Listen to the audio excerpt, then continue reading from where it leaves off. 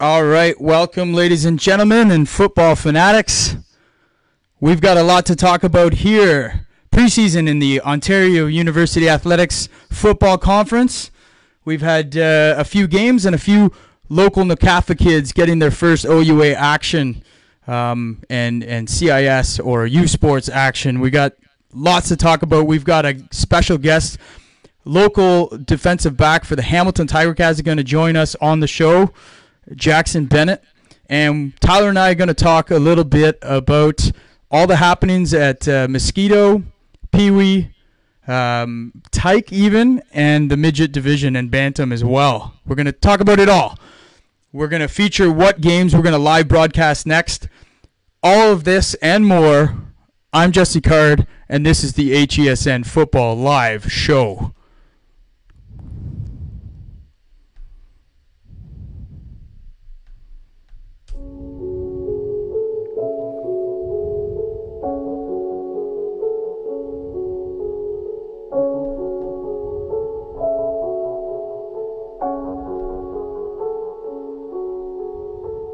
All right, we're here joined with my name and Tyler McLaren. How you doing, bud? What up, man? Nothing, man. We've got a lot to get to here this week. Coming off a huge weekend with 3 live broadcasts from HESN Live. 3 additional football games, Tyke, Mosquito, and Pee-wee on Sunday between the Canada Knights and the Bel Air Lions. We're going to be showing those highlights later in the show. But man, how was your weekend? You got to call a few games. Maybe tell me about how you found that. Man, well, this is like for all the time I've spent with NCAF Films and NCAFA.tv and HESN over the years. I never actually had broadcast a game, so it was one of the things that, of course, you and I had always talked about doing, and I had an opportunity to do that. And the first 5 minutes, it's a lot of work to get a live stream going. I don't think people understand what it takes to actually do this. It's not just plug in a couple cables and put a camera up there and a microphone in there. It's a lot of work. I know that you and your team was there 5 hours beforehand. I got there at 1 p.m. Yeah, you got there at 1 p.m. Sending it up. Game started at 6. First one. So I think we were there till 11 o'clock. About that, 11 or 12, yeah. Getting set up. So it's amazing. It's a labor of love, because once you get it going and you've got the interaction on the chat, which we did. We had somebody in Idaho. We had somebody, I think, in Florida talking, and they were like, "Go Knights, go!" And it was a really amazing experience. And what's really amazing about it is, you and I were just talking before we got on here, was how amazing it is to be doing these things live, and that good pressure we always talk about, where like when you're a businessman or a football player, and that good pressure when you're put in these positions where it's like you got to sort of sink or swim. I felt it was a rush. It was a rush I haven't had for years. It was like I was playing a sport. It was so much fun, and I hope everyone didn't mind my ramblings and my talking. And I think the numbers speak for themselves, because as we talked about from the podcast on Tuesday, starting last week, all the way till your broadcast on Saturday night, we've done some pretty amazing metrics for HESN. It's reaching a lot of people, that's for sure. And in order to grow the game, I think we need a lot of people to see that this league is serious about their football. I think Quebec's seen it when St. Lazare came in on Saturday night to play the Raftsmen. They looked at the stadium at Millennium. They saw the scoreboard. They saw the press box with the broadcast going up. I went down and greeted them, asked for a roster sheet, welcomed them to the park. But, I mean, you think when they come into Ottawa and they see, like, the level that we're taking football here, the fact that we've got a good CFL team, like, people are probably pretty intimidated coming to Ottawa. You know what? And we'll get to I do want to chat quickly before we get into the highlights about the Red Blacks, because that was an impressive performance against your hometown Winnipeg Blue Bombers. But what was really amazing about that is just the reception that we were getting online in the chats, and how dynamic the environment was when we were in the booth talking to old coaches and old players. Well, and you mentioned that, Tyler. You said, like, has Ottawa football, or specifically NCAFA, ever had this type of a voice? I don't think so. I don't think it ever has. I don't think people in NCAFA have ever felt that they have the ability to tell somebody who can make something happen that easily. I think people always felt like, if they're not a president of a team, or if they're not a head coach of a team, or they're not really connected to somebody, maybe they won't be able to get their voices heard. But now with the modern technological ability that we have through HESN and NCAFA has allowed us to work together to achieve, we have the ability to have people talk to us. I remember we had somebody on YouTube say, oh, where's this game? Is that game playing where? And I was like, oh, no, the game's here. And one of the coaches was like, oh, did you guys film this game? And I was like, no, we're not filming that game, but we will be filming this game. So make sure that you just tune in. Like, oh, thanks guys. Keep up the good work. It's just, it's really incredible. And the feedback's amazing. And everyone who's watched a game or shared the link or done anything, I want to say thank you. And honestly, we're just getting started. Well, and what I'm curious about too is, like, for me, when I see people go live on Facebook or on Instagram, even YouTube to some degree, like, but not everyone I find has an actual YouTube channel with like the history and being able to chat and everything.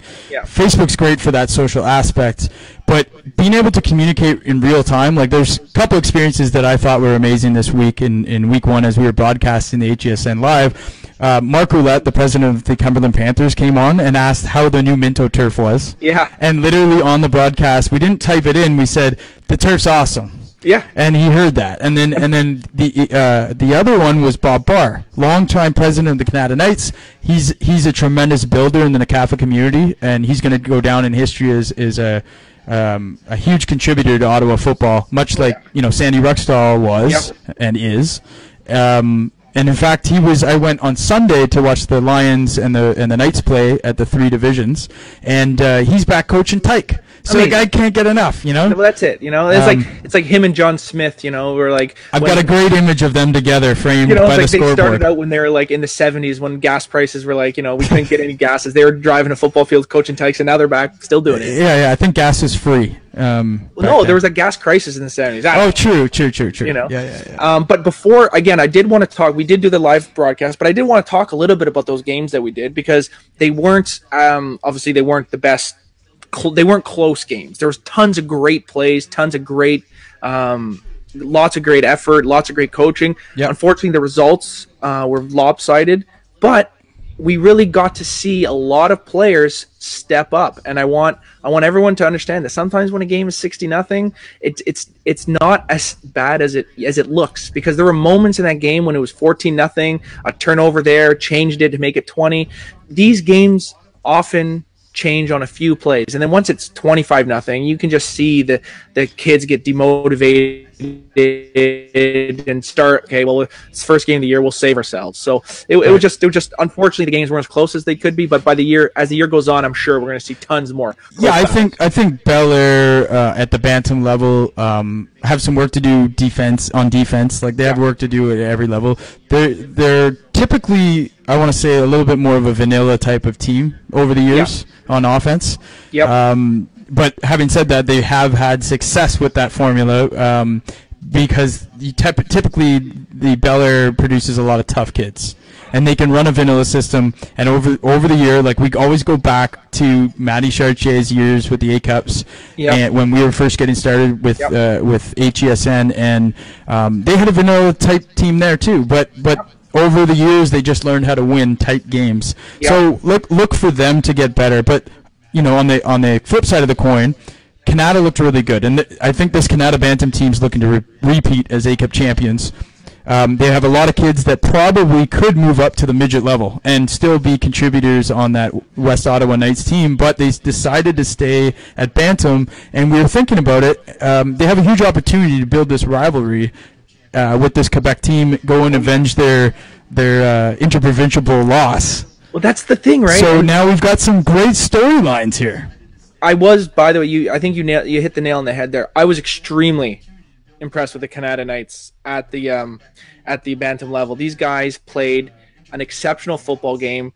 They controlled the game from start to finish. They had playmakers all over the field. It was fantastic to watch. I was just glad to be part of it. It was so much fun on that Friday night doing those 2 games. It was so great, and the weather held off. We were expecting rain. Yeah. That's right. It was supposed to rain. We took like an extra hour and a half, set up this big tent construction to put 3 filmers underneath it, and it didn't rain. But you know what, though? If we didn't do that... Yo, just want to say hi to Curly Gittins Jr. He's watching. Yo, man, one of the NCAFA greats. Good luck with your season this year in the OUA, man. Keep ripping it up. probably would have rained. Yeah, well, yeah, that's Murphy's Law, man. But don't forget, it was so much fun, and I'm glad to be part of it. Yeah, no, it absolutely great. And Connor Van Ass was there on Sunday. I got to speak with him. He's a quarterback for the Bantam Knights. He's looking good, and I think he's poised to do some pretty impressive things this year. And he's elevating his name in the league, in the community, in the city as a bona fide quarterback. I haven't seen much. I haven't seen any other Bantam teams play yet, but I can't see a quarterback being better than that guy in the Bantam division. And let's just talk, like, what are they doing in Canada to produce these quarterbacks? We're talking about Tyler Raymond. If we go back a few years, Tyler's just gone down to St. Lawrence on his full scholarship to play U.S. football there. So we'll be hearing. I heard from his dad Mo that they started with 13 quarterbacks and they're down to 6, and he's one of 6 right now. Kid's a stud. Then we got Jared Valentino that we saw at the midget level, and now we're talking about Van Ass. So what the hell is going on in Canada to produce these quarterbacks? Well, you know what? Sometimes there's just when you get I think sometimes a player can inspire a position. So when you get a player like Tyler Raymond at Pee Wee, I remember the first time I saw him in Pee Wee All-Star Game. That was the first time I ever saw him play. He had the hardest hit I've ever seen on somebody. It was a punt in the end zone, and he was covering the punt, and he absolutely obliterated a child in the end zone. It was insane. And what happened from that moment, I think he almost developed this almost legendary status about who he was, and then he continued the momentum as quarterback into Bantam. He went to the school there, I forget what it's called, St. James. St. James School in Hagersville, Maryland. So he went down there, he did that. But then what happens is then in Pee Wee, now you have this guy, Jared Valentino. And he was able to sort of mimic a little bit of what Tyler Raymond did. And then after Jared Valentino, what do you have? You have a guy like Connor Van Ass. And I believe that good positional players within organizations basically create a template for how people can play. Now, there's natural ability, I get it. But sometimes seeing how somebody does something makes all the difference, and not just seeing it on the field. When you see it in practice, when the Bantams are practicing on field A and the Pee-wees are practicing on field B, and you sort of look over and you see that Bantam guy doing something, you can sort of pick up little tricks, and I do think that has something to do with it. I agree. I think if you look at some of the teams over the history, I always think the Raiders had great receivers. We talk about guys like Dylan St. Pierre. Yeah. We talked about Darius Beckford. Carlos the Blizzard's son. Yeah, exactly. Dante. But Dante, he was so fundamentally sound. I remember this game, just the little things that you're right. It is like these positions, you almost get like this glutton of positions, and people can mimic it. You're always trying to replace it, right? You're always trying to find your next Emmitt Smith, which is what the Cowboys are trying to do with Zeke. Oh, Zeke's a beast. And also think about this. Think about like those old Myers Riders OVFL teams. They always had like, it's the number 58 linebacker. Oh, it's the number 96. Do you think that it has a lot to do with the actual coaches? Because the coaches are trying to build the same defense and try to replicate it like a factory. So they're trying to plug in their pieces, right? So I always thought the Bell Warriors had great linebackers. They did. They always had these tough, maybe like farm boy type like picks from the outskirts of Stittsville, and they would plug them in, and there would always be a tough cookie in the interior of the Warriors defense, no matter what level. Hey, just want to give a shout out to Tim Baines, man. He's been covering local Ottawa football in the paper for a long time, done an amazing job, and he's got a few boys that have done really well with football. Thanks for joining, Tim. If everyone watching right now can just go ahead and give us a share. Share the video on your personal profile. That'll help us grow the game of football. Make sure that lots of kids are playing. And it's like, again, like the Mustangs. You think about the teams that we remember. These teams are about these athletic guys that can just sort of all-round players. They play safety, linebacker, or running back. So it's sort of an amazing thing. So we talked about that Bantam level. The other thing I should mention is there were a few girls on the Lions Bantam team, and they played great coverage. Yeah. Now, I think it was Kristen. Somebody gave me the name, and I forgive. I don't have it with me at the moment, but there's a few girls that played, I think, really well. One of them recovered a fumble. Recovered a fumble. That's right. And I think it's great to see the girls playing at that level. It was great. There was 4 girls on their team, and the coach made a note of it at the start. And like you said, there was the one girl who was playing cornerback. She got beat for a touchdown, but she was playing perfect coverage. You don't teach it any better than that. And then later on in the game, she had the same position. She was able to get her hand in there, and she stopped the play. And so that was great to see. What else do we have? We had somebody suggest that we get a banner for our broadcast because the wood behind us in Minto didn't look the most professional. It's not a bad suggestion. It's a great suggestion, or the guy, that's a good suggestion. Maybe we could get some going next few weeks to get that's actually very. I was thinking about that. I did think it looked very like a cabin. I think it was kind of rustic, and I like the fact that we're talking like local. The best part is, you know what? I would rather do local NCAFA football than have a chance to call an NFL game. I think. I think it's part of the fun is that you can. It's almost impossible to set up. It's a real challenge, and when you pull it off, it's a lot of fun. But we followed that game on Friday night. Let's talk about that midget matchup. I've been accused of being a Canada hater. At the midget level over the years. Well, it's actually West Ottawa, sir. Right. So, and the point there is that Canada decided, and I think this is pretty smart, they didn't want to call it Canada because it's much more than Canada. West Carleton is a feeder to the Canada Knights, and also they can, in some cases get a lot of the arm prior guys. So it's not really Canada anymore. No. And Canada and Stittsville have kind of merged, and the Norsemen get fed by the Bell Warriors, so they're calling it the West Ottawa Knights, and they've rebranded. You like that logo? I love the logo.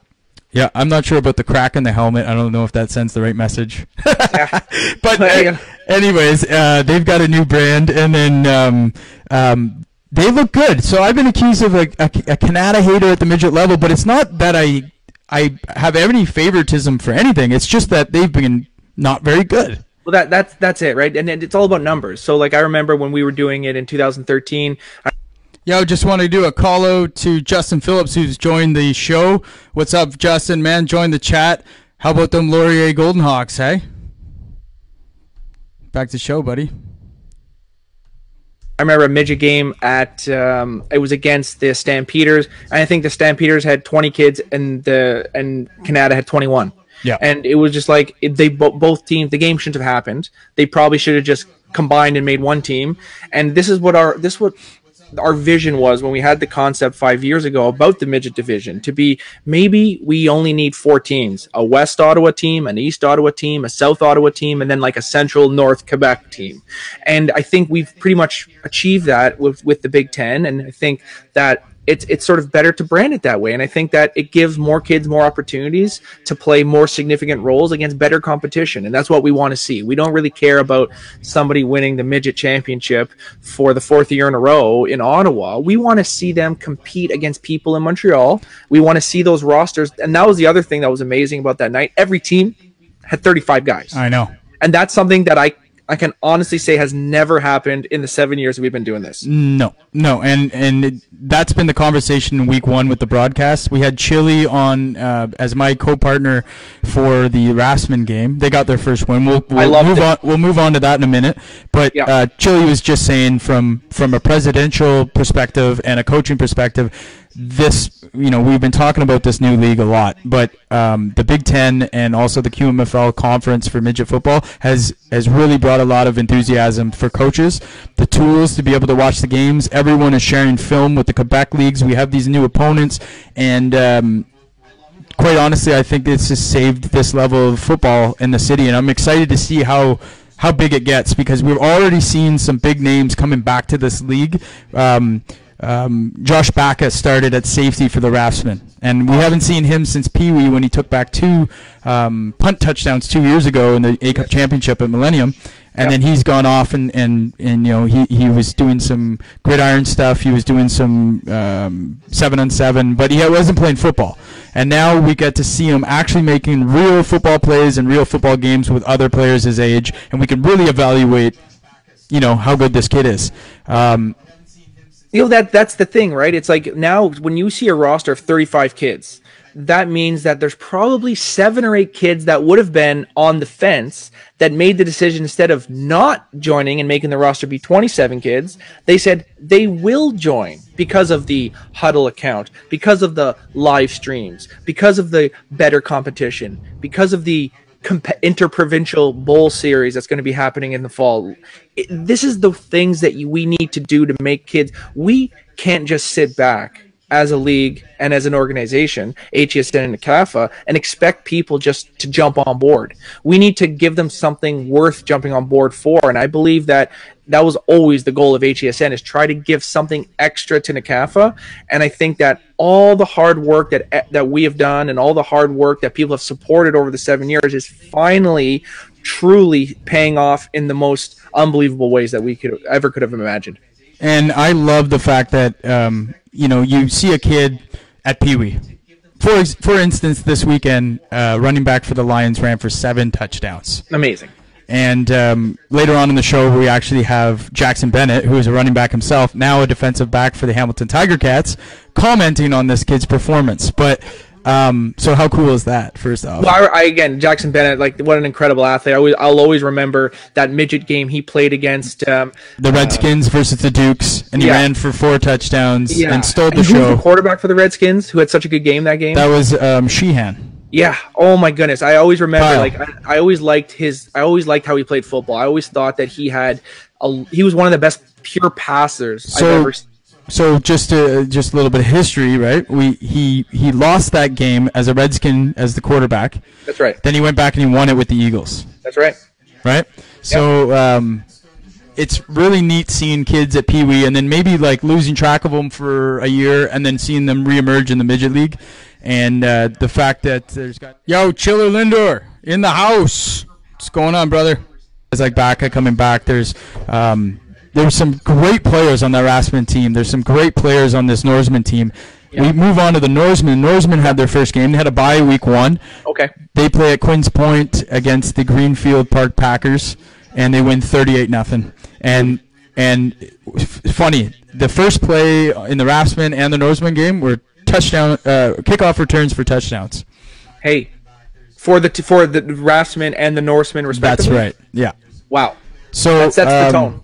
Some really awesome stuff. And speaking of another history kind of little fact, I'm at the Canada Knights versus Bel Air Lions type game, and I start chatting with this very nice family who have a player who's playing center for the Lions. It's his first year of football ever, and they said that this father of this family came up to me and said, I went and saw John Smith, and I said, you coached me in 1978.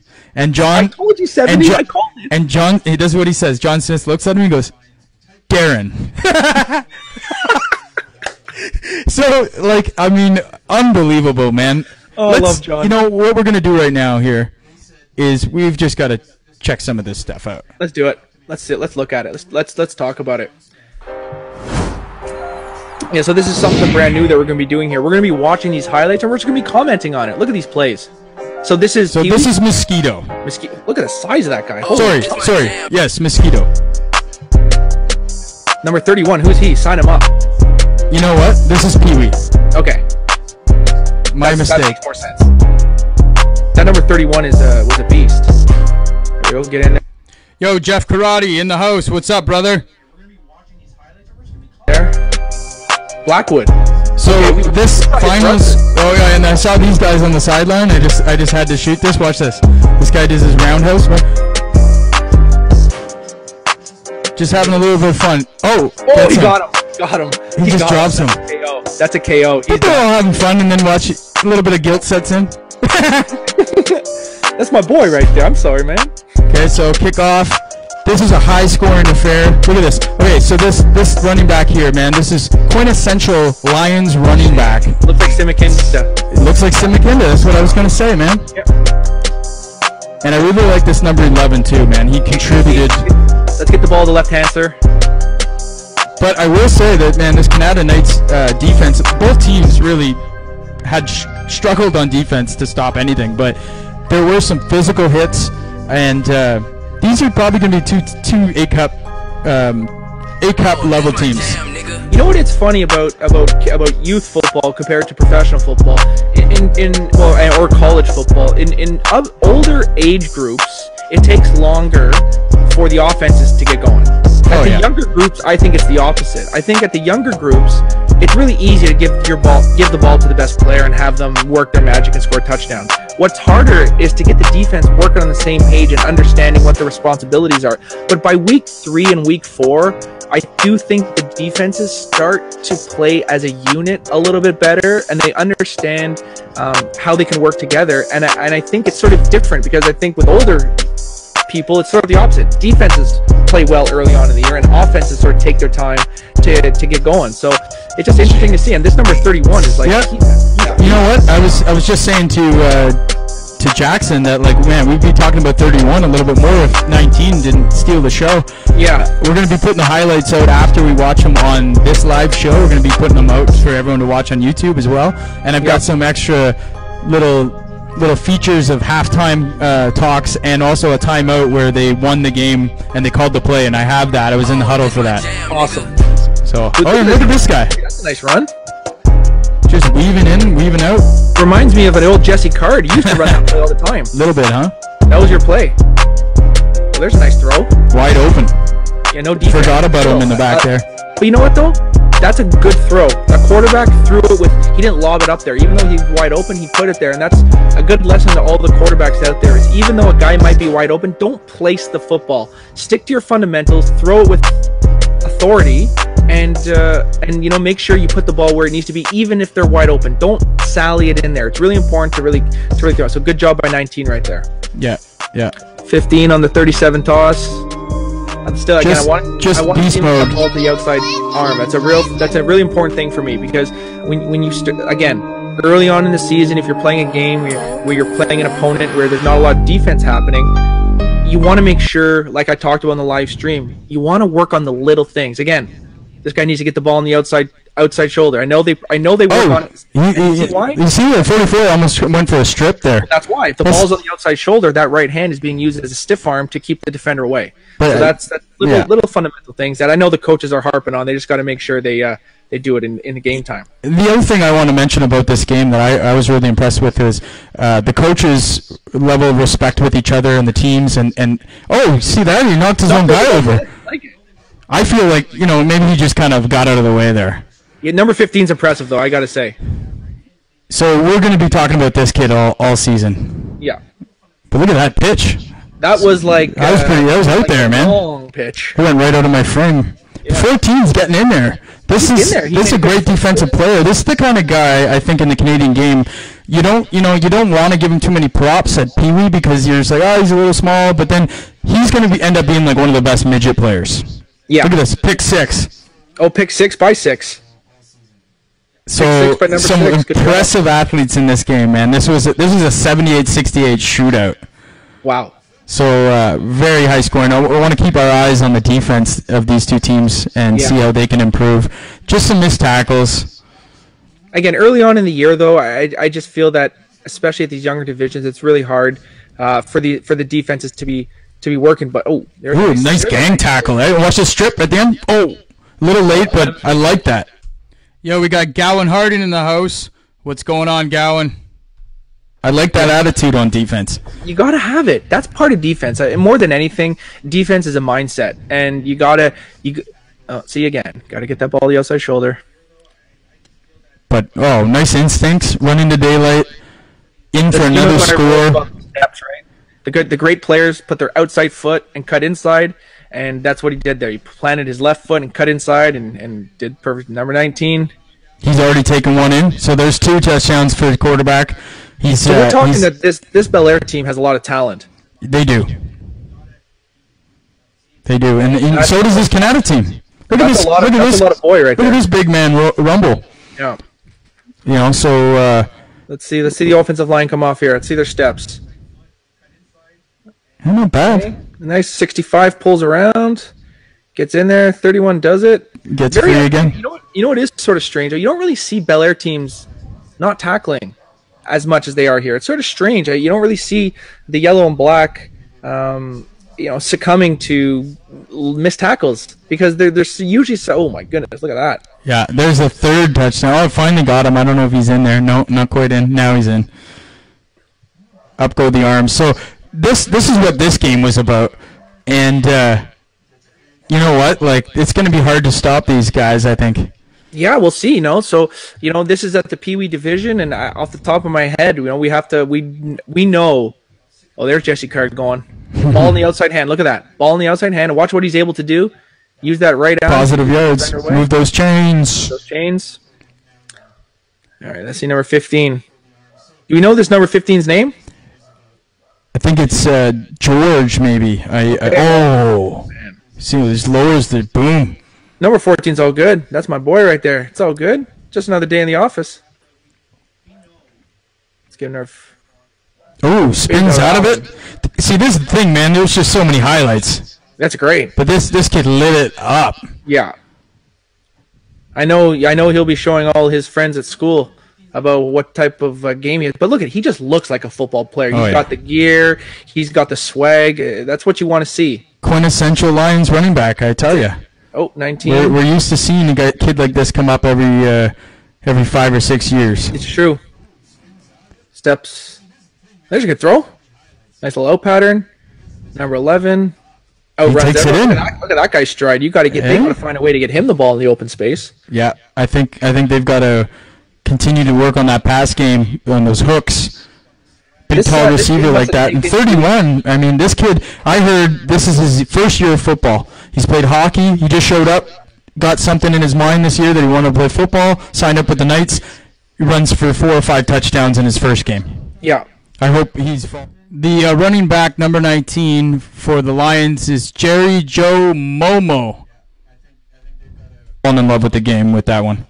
Well, you know what? The thing about football that's so much fun is that you get to be outside with your friends. You get a wide open. You get play action.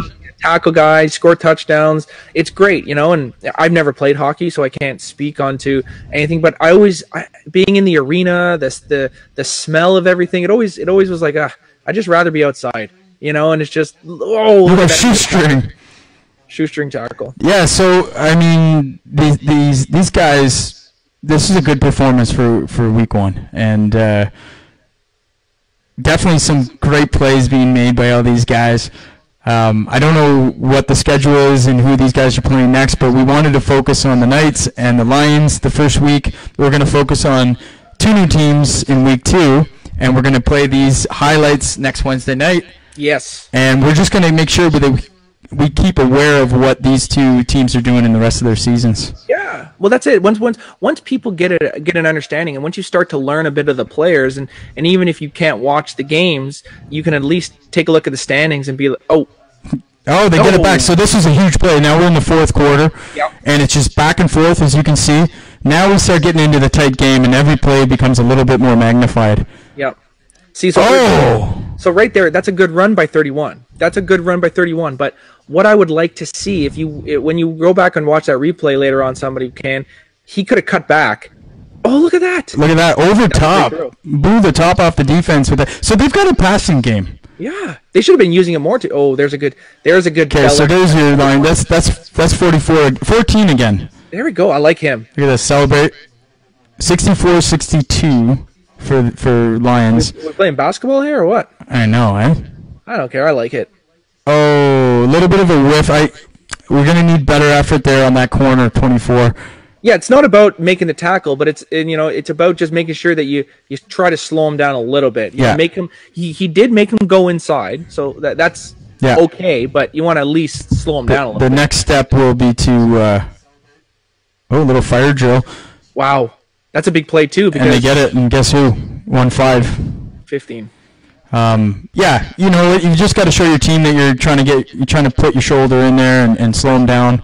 Turn them inside, but I'm sure week 1, and plus, just everyone's really tired at this point. So 31 comes back, scores another one. Good Lord. Number 21 sucking one there. Oh. Go for the 2. Don't get it. Been a huge play. I would have made it a 1-possession game. Well, it still is field goal, but I would have made it a field goal. And this probably seals it right here. Oh, just a little bit of a truck stick. That's okay. Good hit, though. Good hit. Nice and clean. No helmet. That's what we like to see. Great shot, eh? Great shot.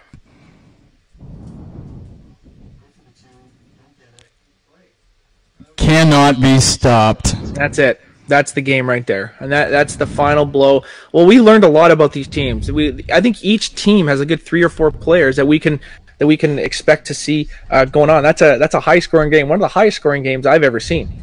It's you can say that again. Yeah. Nice job on those highlights. That was good. That was awesome. I can't wait to check those out later in the week. So we've got those coming out too. Let's just tap into the midget league here again, okay? Let's go. There's always a lot of talk about the Norsemen, right? They're typically one of the best teams. Tony Vellante is back for another season as head coach. How long is this? Like 10 years in a row? Tony, does anyone know how long? Tony, if you're watching this, how long has it been? How many seasons? Write it in the chat there. It's been at least 6, I think. And I can say I think at least 6. I think it's more than that. I think we're up like past double digits here. That's amazing. So this guy's got these guys really, really built again, and there's a bunch of players that I think that you will be familiar with. So let's just get into those highlights right now. Do it. Have a look, and let's just see what we think, because I mean this is what's going to be a lot of what we're going to be talking about this season, this midget Big Ten division. So Green Pack Parkers. So opening play, number 2 takes it for a touchdown. Yeah. Who's that? So I don't know. We can we get a name? I could probably pull that up. Yeah. Either way, we don't need to know right now. Number 2, we'll just go by numbers right now. It's easier just to do it by numbers. That's a great play by number 2 there. What a way to start their season off. Man, I do find sometimes though a kickoff to what?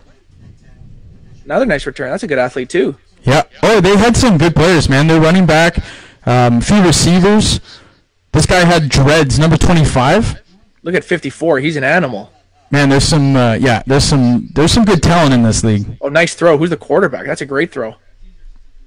Swinging on. Hey, so far I've seen 4 plays and everyone has been a nice play. Stands in the pocket, quick release, throws it downfield. I'm just looking up some players here. No problem. That's a great catch right there. Hands it up the middle. Good defense there by the Packers. What a beautiful field this is. I love this field. Yeah, they just need a press box. They need a press box. Well, you know what? That's something that we can petition talk to the about and start working towards, because we also need to renovate Minto. I mean, there's like a million dead flies and bugs in there, and yeah, not just that. The wood on the stand is getting a little old. Like we might maybe not wood, maybe metal or plastic. You know, it's 2018. We probably should have a safer.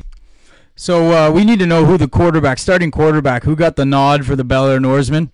Who's number 2 returning that kickback? And we got Eric Neal joining the conversation here on the HESN Live Football Show. Wednesday night, every Wednesday night, tune in after practice for this. We're going to talk football. Eric Neal, obviously, great season last year with the Eagles. Really looking forward to seeing what you put together in a 2018 campaign. But I kind of like the wood because it reminds me of the good old days. I know. But the turf is good, though, I will say. The new turf at Minto is fantastic. Yeah, the new turf's good. This turf's really good. And I hope the people that live behind there are football fans, because they got the best view in the house. Well, they should definitely start to become football fans. I hooked into some lady's power one time. I went up and knocked on her door, and I was like, "Hey, can I put this 100-foot extension cord out the back of your house?" And she's like, "Sure." Good for you. Good for that lady. Yeah. There's a nice throw again. Wow. Nice throw. This Bel Air team looks fantastic. I know. And when we see them, I think they're going to be playing Myers this week. Okay. And we need to see how Myers recovers from that West Ottawa defeat, 58-0, was it? Yeah. But again, Myers has some good players. I don't really know how it got so bad. Really, when you and I think about that game, I don't know where it got out of control, because they made a lot of good plays. They never did it when they really needed to do it. Right. So, but I'm really impressed with this Bel Air team. Do we know who the quarterback is? We don't know who the quarterback is yet. Well, I'm excited. I just checked the huddle, but they don't have the number there. Did you get the quarterback's number? I haven't been able to see it yet, but what I have noticed. Well, somebody's going to tell us in a couple minutes here. I have noticed something interesting with this quarterback, though. His footwork is impeccable. He has outstanding Gets footwork. picked there. Not a great decision there, but that's when you watch him throw, his feet are. He reminds you of Drew Brees with his feet in the pocket. Yeah, I know what you mean. He's got his head up high. Look at this kid. Oh, yeah. So that's Jake Smith, number 24, and you'll see him later in the highlights too. So Jake Smith is a longtime Warrior. He's moved up to the Norseman, and he's making a huge impact. The other player that took last year off is Jake the Snake Papalia. He's back in, and he's heard he had a really good game as well. So 83 with a nice catch there. I like him.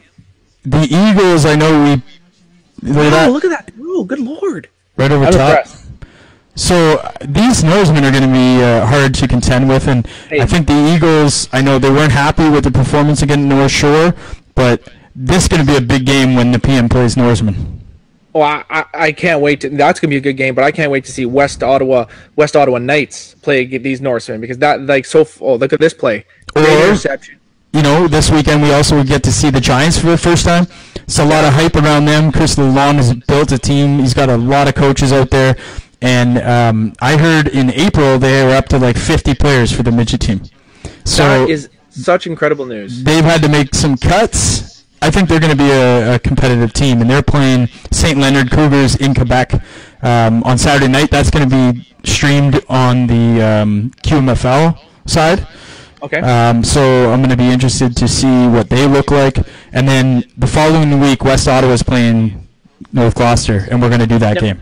For the North Gloucester Giants, is basically that the. So there's Papalia. I think that's 42. That's Jake Papalia that takes that one back, pick 6.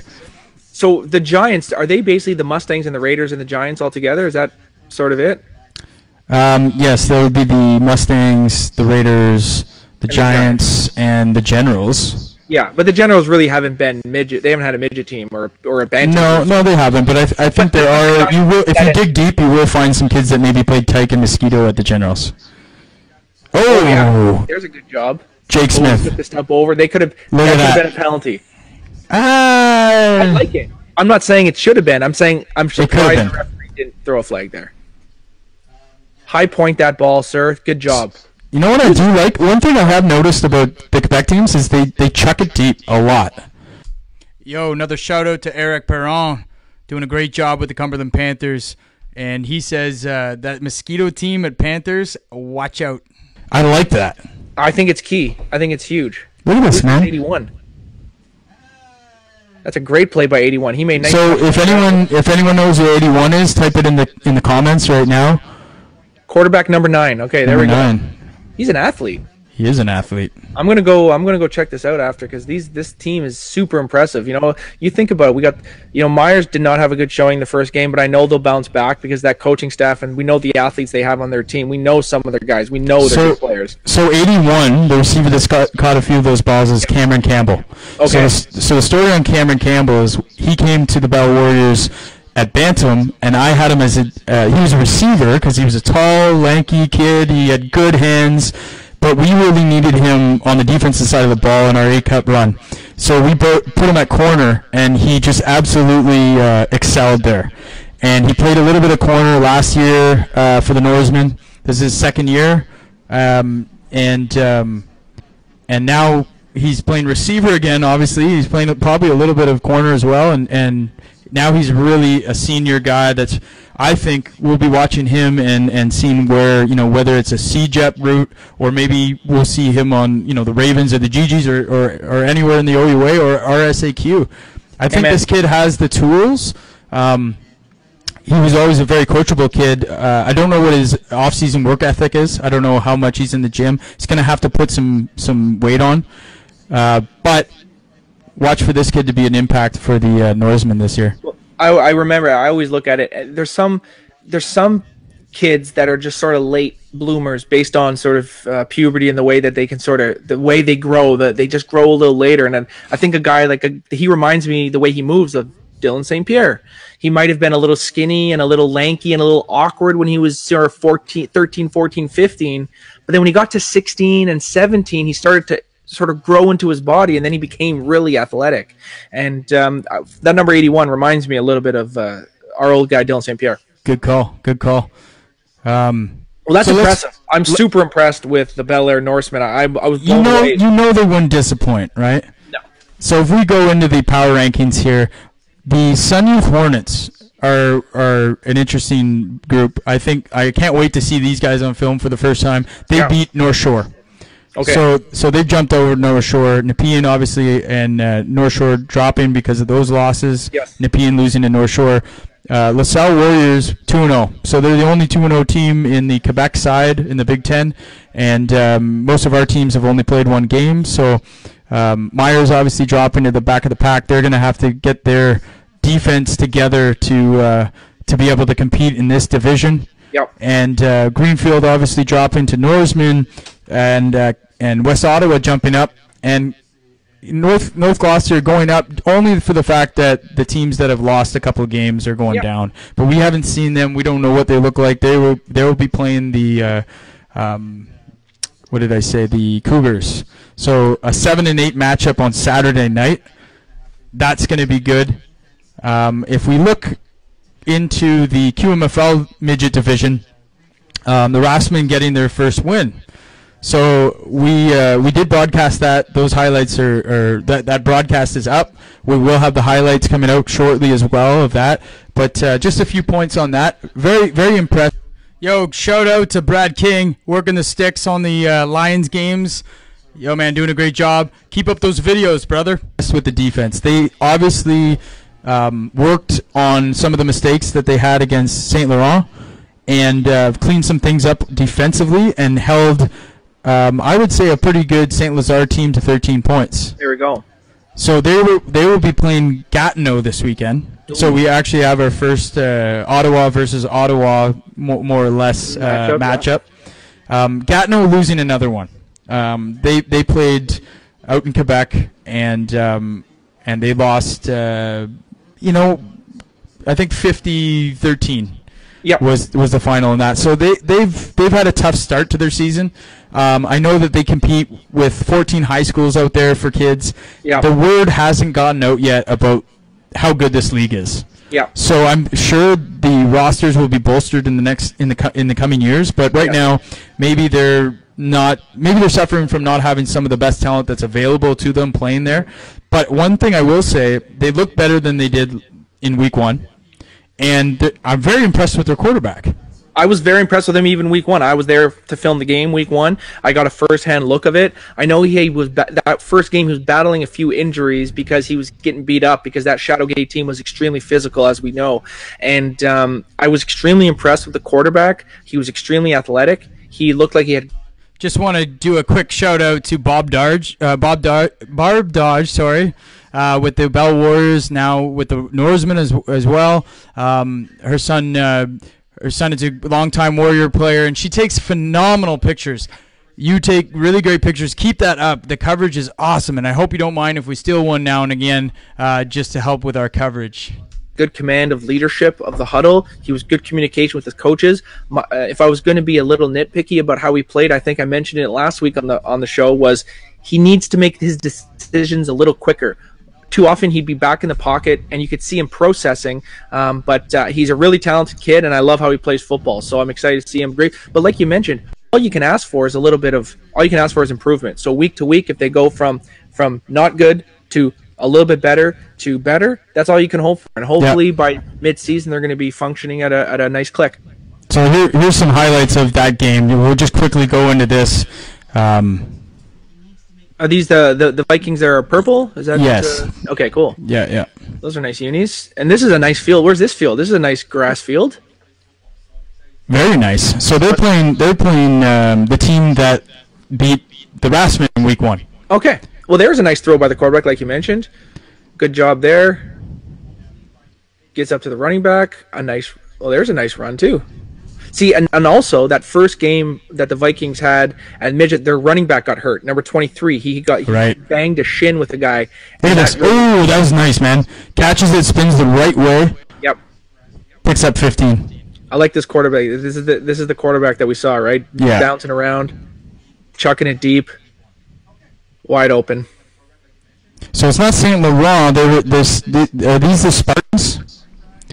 You said this was this is the team that Ron Raymond's guys played week one, right? Right. Yeah. So this is the Spartans. Look at that throw. See, that's a big league throw right there. Not a lot. Not every. Oh, there's. Who's this?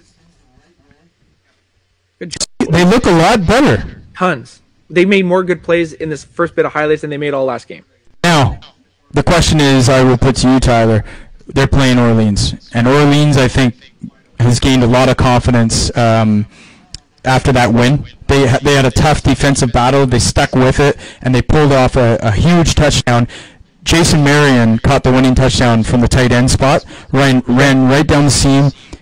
Passes delivered right on his hands above. He's a big, tall guy. Quarterback delivered it above everybody. He caught it and ran it in, won the game. Jason Marion has been playing offensive line for 8 years of his career. Won a provincial championship with the JV Panthers last year. Now he's playing a little bit of tight end, and he's got his first touchdown ever. I can't wait. I haven't had a chance to watch the broadcast because I was away last week, so I am going to try to watch it tomorrow. But I love seeing it. I really thought personally that week 1 game between Ron Raymond's squad and the Stallions here, I believe that Ron Raymond's team should have won by 20. I think that they gave up those 3 or 4 big pass plays that really changed the entire game. And I thought they were better in every single facet of the football game except for when the ball was in the air. And there was 4 plays that does. So to me, the Raftsmen should be 2-0. They're 1-1, but sometimes a loss early on in the year can make them guys focus a little more and not take it so much for granted. So I think that could be a blessing in disguise long term. Yeah, it's interesting, the Raftsmen situation. They've got, obviously, Griechi ran for close to 300 yards in week 1. 9,000 yards. And he also was running pretty well, but he had trouble with the football. He fumbled, I think, three times. Well, you know what? Maybe this is something to think about.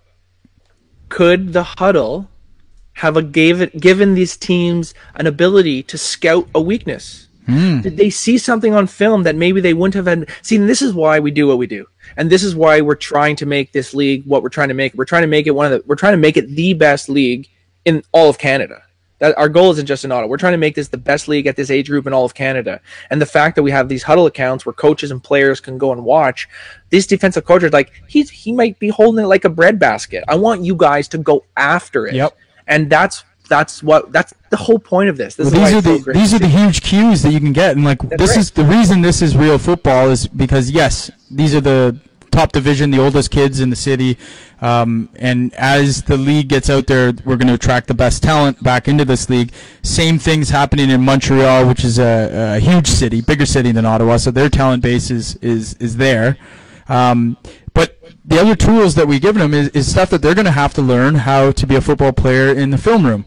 And they have an opportunity right now to scout teams, to figure out how they're going to play each individual player and find these weaknesses that you're talking about, like, for example, maybe a running back being a little careless with the ball when he's running. Exactly. Maybe a receiver not finishing his routes when it's a run play. All these little cues teams can pick up, and I'm telling you, the guys that are going to hoist the Ottawa Championship and the Interprovincial Bowl will be the teams that do the best job in the film room during the week. I remember a couple years ago when we 2 or 3 years ago when we really started this idea of maybe this combination league or tiered system in midget to figure out something. We talked about why don't more teams maybe have 2 practices a week and then a film session, as opposed to putting the bodies through the physical. I'm not saying to not practice, but maybe how much benefit could these kids get from having a joint session where they could all sit down, watch film, be like, okay, look at his foot. Every time it's a pass play, he's standing like this. Yeah. So that if that defensive back can know, that's how football is. If you have that small, tiny advantage at the snap of the football and they don't know you have it, you've won the play already. I always found as a defensive player and on good teams that I was a part of, what we would do is we would start with, okay, let's say they've had 5 games. Our opponents have played 5 games. What are all the scoring plays? Okay, let's start there. Let's take away those plays and make sure we're prepared for all the plays that they've scored on this season. Take those away, learn how to defend those, then force them to find a way to adapt and score on something else. That's right. And it's, it's 50% of the success that you have is just learning tendencies and knowing how to defend that. And it's really not that hard because at this level, everyone knows how to play football. That's right. Everyone's a good athlete. It's more a matter of being prepared. So I agree with you. I think if I was coaching at this level, I would probably forego a third practice and maybe spend that time in a classroom watching film and talking about what to expect and how we're going to play our opponents. And now they have the tools to do so. So the only excuse is that maybe they don't feel it's best, which is totally okay. But I just mean, it's something to think about. Yeah. Well, listen, we've talked about it a lot. We've looked at the power rankings. We've got to get to an interview with Jackson Bennett of the Hamilton Tiger Cats. Tyler, thank you for joining the HESN Live football show this week. Amazing. And hopefully we'll have you back for week 3. Yeah, we'll be talking next week, and we'll be seeing everyone around the football fields this weekend. So just to let you know, the next matchups of HESN Live are going to be on August 30th.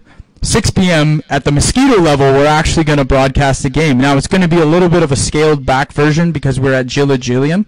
Okay. And provided that the weather's good, that's going to be a go. So NCAFA is going to present the Bel-Air Lions Mosquito versus the North Gloucester Giants, and then followed with the doubleheader main event will be Midget, the West Ottawa Knights versus the North Gloucester Giants. We get to see the Giants the first time this season with an away game in Quebec. That will be airing live.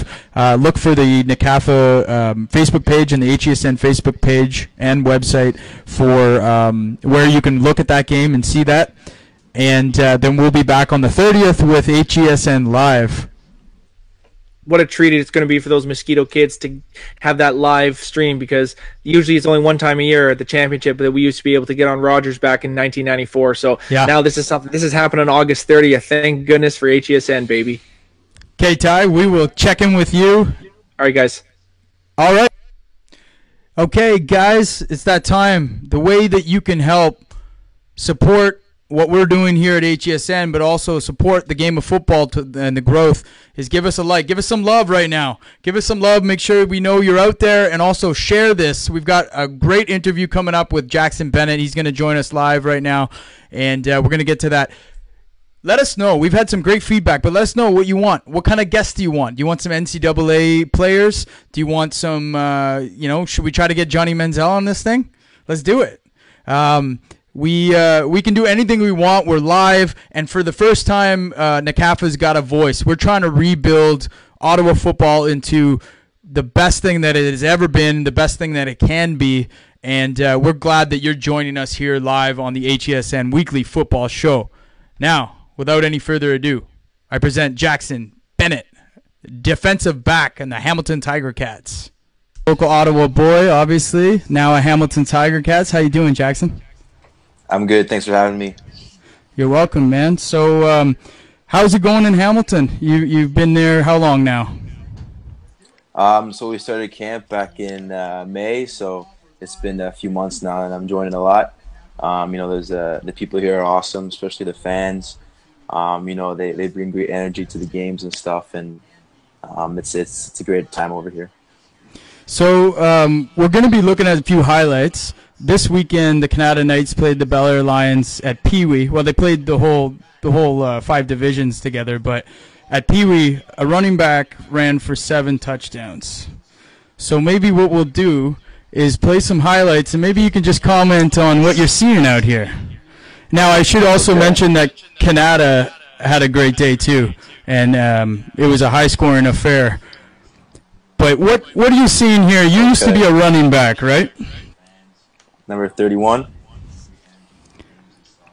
Just taking it in outside. Now tell us about, can you remember far back to Tyke or Mosquito, Pee Wee level, and think back to maybe one of your favorite memories from that time? So I started out in Mosquito, and I played running back first. But I think my favorite time in NCAFA was we had a great season, and I played running back, and championship game, I had one of the best games I've played, and we won the whole thing, so it was a lot of fun. I have a lot of the teammates I have on that team I still talk to. So it's a pretty good year. So tell me a little bit about the process when you went to Ottawa U. I think you went as a running back, right? Yeah, that's right. But at some point you decided to make the switch, whether that was the GG's organization. Quick shout out to Evans who's joined. Evans is with the QMFL. This is part of the strategy, is to add the Quebec and the Montreal guys with the content. We've got a great new league. Evans, what's going on, brother? And you, but you guys decided to switch you to defensive back. Was that a decision, kind of like a career decision to help you make the CFL, or why and how did that occur? So like you said, I came in as a running back. I played running back in CAFA in high school. So I had no prior experience as a defensive back. Needless to say, I did do a little defensive back training with over at Gridiron with Victor Todondo when we did our 7-on-7 tournaments. But other than that, it's been pretty much just running back and offensive kind of mindset. So when I got to University of Ottawa, I did camp for about say a few days, and then they needed help on defense because they're short a few guys. So I figured, if it's my best chance to get on the field as soon as I can and show them what I can do. So I'll take that chance any time of the week. So I jumped on that, and now I've been playing defense ever since. So, and I'm enjoying it a lot. What was maybe one of your favorite memories playing at Ottawa U? I mean, there's quite a few highlight plays that we've seen, but maybe you can think of top of mind, top one or two moments while you were at GG. Yeah, there was a lot. I think my favorite memory is obviously the guys I played with over there, especially my rookie year.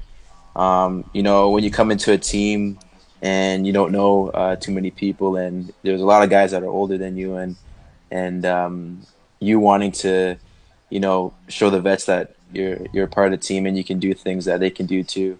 And the way I did that in my rookie year was something really cool, and I was able to kind of connect with them a little more that way. But I'd say probably the games I played against McMaster was one of my better games my rookie year. I had a forced fumble that we returned to the house, and then last year when I played with the guys again, last year there, the game against Queens when I returned a touchdown at the end of the game to win the game. So I thought you were going to mention that one. Yo, quick couple more shout-outs here. We got Baxter in the house. Baxter, man, we missed you, man. You're one of Tyler's favorite running backs of all time, I got to tell you. And we've also got Reggie Cash. Man, get your younger brother to play in the league, man. Seriously, okay? We miss this kid. Yo, how are you guys liking this live show, man? We're bringing together guys that haven't played NCAFA football for like 20 years. They're watching the show. This is pretty cool. All right, back to the man himself. Jackson Bennett. That was a hell of a game, hell of a play. So with the Panda Bowl coming back around, is that something that you're going to make sure you're available to check out? Oh yeah, absolutely. It's disappointing to say I haven't won one with the team, but I'm looking forward to the guys playing and bringing Pedro back home where he's supposed to be. So it'll be fun to tune into that. So we're watching these guys at Pee Wee play, and at this age, we always talk about Pee Wee kind of changing football. That's when you actually identify as a football player, and the game becomes to be real football. What sort of advice would you give these level players? So we're talking 13, 14 years old, in terms of just becoming and developing as a football player. What's important at this age, do you think? I think the biggest thing at this age is not to get too complicated with like schemes and stuff, and obviously have fun and do things like that. But to develop yourself as a football player, I think the best thing is to develop the foundational habits and those things that way. So, tackling, where to throw the ball if you're a quarterback, running back footwork, and just the basic things. Because when you have a good foundation, then things can grow from there. So maybe not a lot of people know what you were studying at Ottawa U, but maybe you can describe what your academics were, because you're not the average meathead football player. You're a pretty smart guy. What sort of things did you study, and what are you thinking of doing maybe once football's over? You know, we all hope that you're going to be playing for a long, long time in the league, but after that, what are you thinking?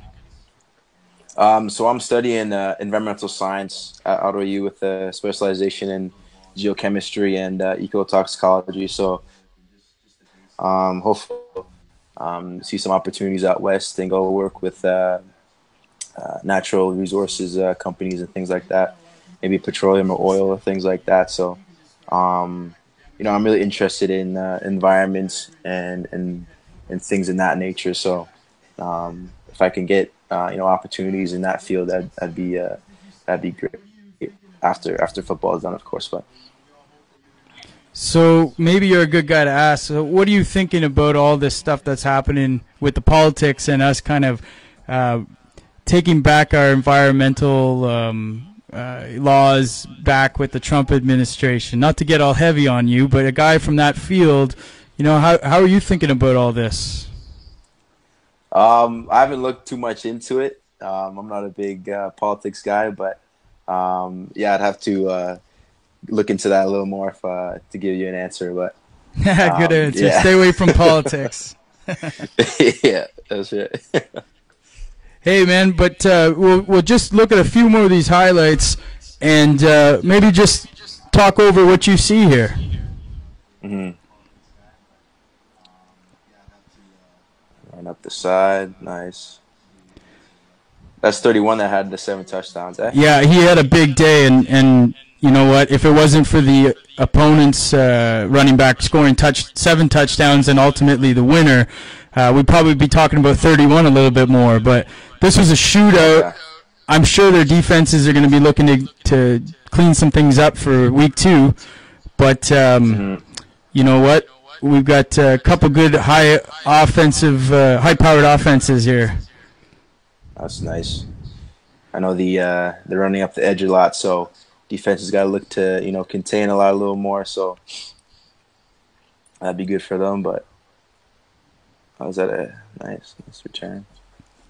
So are you playing any special teams in Hamilton right now? Yeah, I'm on all special teams right now. So kickoff return, punt return, and then I'm not on field goal. But special teams is a big part of the game. As big as offense and defense. It's a third of the game. So you focus in on that portion, because I know some guys don't take special teams as seriously as they should, because it's on offense and defense.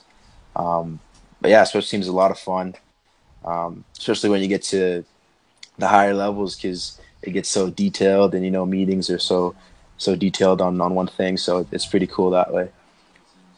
So tell me about the game when you guys blew out Montreal and Johnny had just left and become the starter in Montreal. How big was that for a guy being on the Hamilton defense to put, have a kind of statement game like that when you're playing Johnny in Montreal? What was the environment like there in Montreal? Well, I wasn't able to play in that game, unfortunately, because I was hurt. But the environment afterwards, when you come back in the locker room and you're back in the meeting room, it's like everybody's up. Energies are high. After a big win, because it was a great vibe. All the guys were locked in, focused, and things like that. So it's a good thing to come off of a big win like that, and just gives the team more confidence in that perspective too. So. So Edmonton's coming up this week for you guys. Is it in Hamilton or in Edmonton? In Hamilton. Okay, so you guys don't have to travel. That's got to be a nice advantage. Yeah, absolutely. What sort of game day routine do you have? Everyone's got. Some guys are superstitious. I remember when I played at McMaster, Jason Pottinger wore the same socks all 5 years without washing them. He was a bit of a nut job in that way. But maybe give the people from Ottawa that are watching this a little rundown of what your game day routine is. So I like to wake up at a reasonable time, not too early, not too late. And I like to get my eggs in. I always have eggs on game day.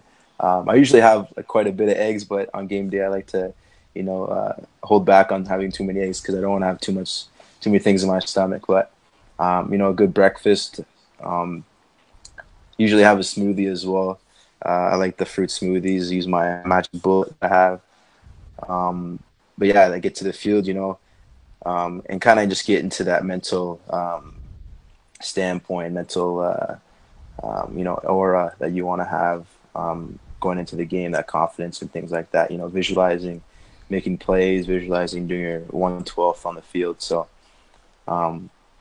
might jump into the tubs or whatnot to get warm, roll out, do things like that, and get ready to go. Yo, we got a comment that everyone's digging these like old school CFL hats, man. Circa 94 Rough Riders. Jackson's got this this awesome looking Ticats hat. I don't know where he got that thing. Probably the lost and found at the old Tim Hortons field. Now, do you mentally get yourself angry, or are you pretty like calm and collective going into a game psychologically?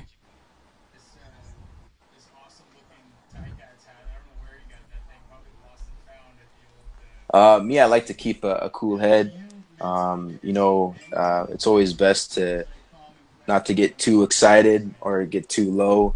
The game, it goes up and down during the process. So it's always good to keep that level headed.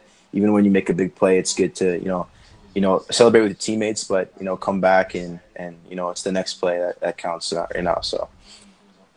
So I want to thank you for joining us on the HESN Football Podcast this week, Jackson, and we're all going to be looking forward to you coming back to play the Red Blacks. Hopefully you'll get some real good game time in there, and I'm sure there's going to be a lot of fans rooting you on in the TD Place Stadium there. Awesome. I appreciate it a lot, man. Thanks for having me. Okay, man. Take care now. You too. Yo, I want to thank Jackson for coming on the HESN Live Football Show. We're just getting started. This is a new format. We used to do podcasts. Now we're doing live. Live's video is all about live now. So we're going to be showing highlights.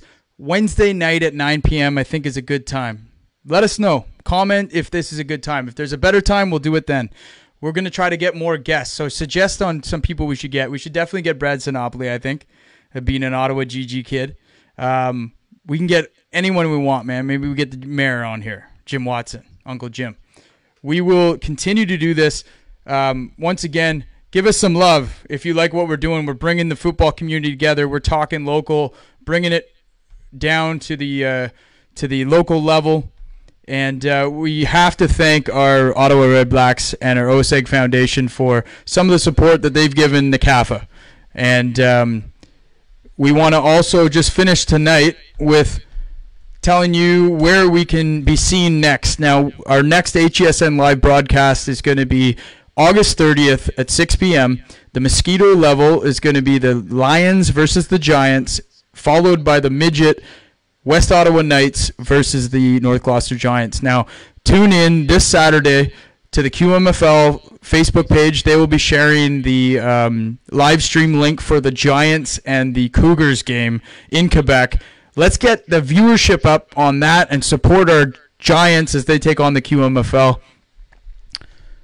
It has been a real pleasure, everybody, and we are going to sign off here. I'm Jesse Card, and you have been watching HESN Live Wednesday Night Football Show. Until next week, peace.